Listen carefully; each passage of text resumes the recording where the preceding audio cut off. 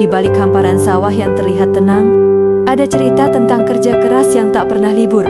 Ada tangan yang menyemprot, ada kaki yang menapak lumpur, ada harapan yang tumbuh perlahan bersama padi yang masih muda. Di pondok sederhana itu, istirahat bukan soal nyaman tapi soal cukup.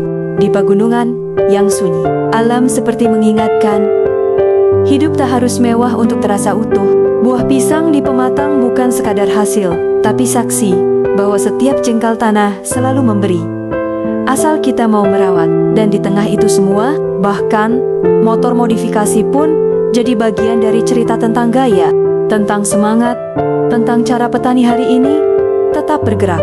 Ini bukan sekadar foto, ini tentang hidup yang terus berjalan. Meski pelan, tapi pasti.